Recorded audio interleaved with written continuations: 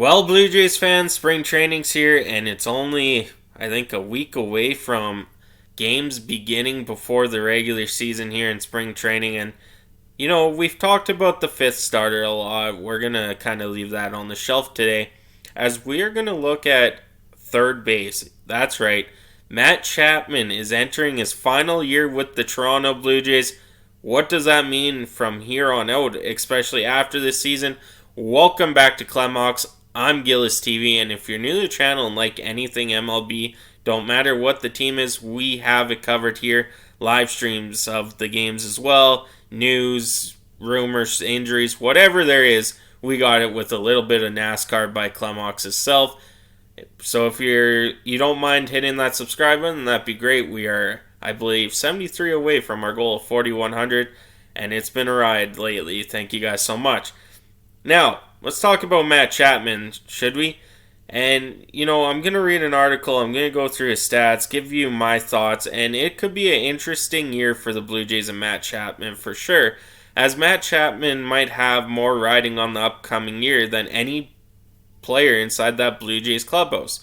The third baseman is entering his second and possibly last season with the Jays. He is a pending free agent and one of the top players expected to be available in next year's class. That's one of several reasons Chapman feels a sense of urgency to win now. He made 2 trips to the playoffs with the Oakland A's in 2018 and 2019, yet Chapman called last year's version of the Jays the best team he had played on. He expects the Jays to be even better this season, and it's anyone's guess if such a good opportunity to win a World Series will come again.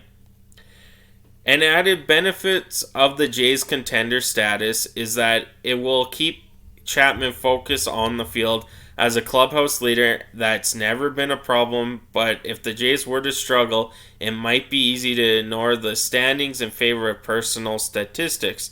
That shouldn't be a problem this season, and if it all goes well, Chapman will put himself in the position to secure a massive payday at the end of the year with the help of agent Scott Boras. I'm human, I know it's my free agency year, Chapman said. It's a big and important year, but I've built a pretty good resume and know if I play every game to win, take care of business, and help the team win, what happens in the offseason after this will take care of itself. That's the outlook that I'm taking. I'm just trusting that I could go out there and play and help this team win.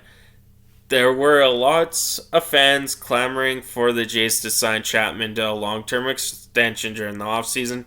The 3-time Gold Glove winner appears to be the perfect fit at third base to mask some of Bo Bichette's defensive weaknesses. His bat also possesses a ton of power, which should play up with the new dimensions of Rogers Center.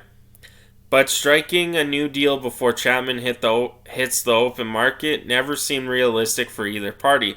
By the time he joined the Jays, free agency was already within sight, and Boras is an expert at putting teams against each other to secure top dollar. It is extremely rare for one of his top clients to forego free agency in favor of a team-friendly deal. The Jays don't seem to have much of an issue waiting this out. Bichette recently signed a 3-year deal that covers off his arbitration years, and Vladdy Guerrero Jr. is the only one to get more expensive from here on out. The Jays are a luxury tax-paying team, but there are limits to how much ownership is willing to spend. Their success this season, or lack thereof, will help determine the budget, which could impact how much they can offer Chapman. So, I got another thing from here from Chapman himself. It says, I know the Blue Jays enjoy having me here, and I want to continue having me here, Chapman said. I know I want to continue to be here and be part of this team. I'm sure conversations will be had along the way, but when I signed the 2-year deal, I was anticipating they would have to pay Bo and Vladdy and all these younger guys. With Manny Machado seemingly headed for the open market next winter, Chapman figures to be the second best third base option. So with Matt Chapman, we've seen it over the course of the last few years. He's a really outstanding leader in that clubhouse. He is only 29 years old. So being a leader at that young helps a team like the Toronto Blue Jays, where they are a relatively younger team, but a good team. And we've seen it since probably about 2014 that the ownerships have been given leeway to go out and spend money. And I like to see that because for the longest time there with Vernon Wells, Alex Rios, like we let Alex Rios go for many reasons. One was the dollar amount that he wanted. But now the ownership is, hey, we'll give you a bit more money. We want that World Series. Continue making the playoffs. Because if you make the playoffs, they make more money. So in order to make more money, it's a whole business deal. You got to spend more money, right?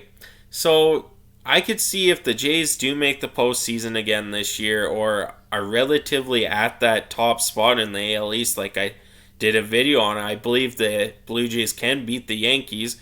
So I don't think Aaron Judge is having the season he had last season. Like, that's no shot at him. That's just a remarkable season that Aaron Judge had.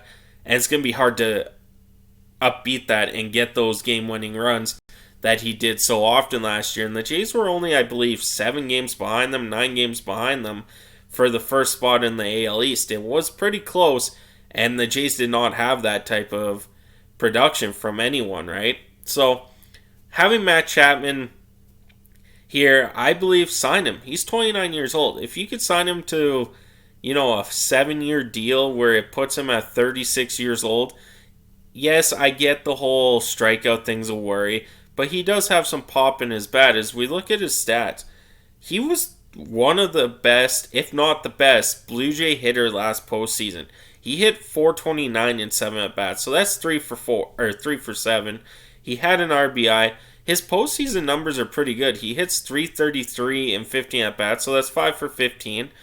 Yes, last year his regular season average was down for batting, but with the new dimensions in Rogers Center, a lot of those deep fly balls that were warning tracks are going to go out this year, and that's going to help the guys like Vladdy and Chapman reaching more home runs. So in 538 plate appearances last season, he had 27 home runs and an average of 229. 27 home runs might turn into 38 this year with the new dimensions. He had 76 RBIs, 2 stolen bases. For his career, he's had 2,629 at-bats for a 240 average. So like I said, the average was a bit lower last year, but with these new dimensions in Rogers Center, it could help guys like Chapman a lot for sure. He does have 138 home runs and 372 RBIs. But hey, I believe that maybe Matt Chapman on a 5 to 7 year deal would be really good for the Blue Jays at the right price. I'm talking maybe in that 15 to 20 million mark if he can produce this year. It'll all matter about that, but I'm out of here today. That's it for this news of Matt Chapman possibly playing his final season in Toronto. I'm Gillis TV. I'll catch you on the next one.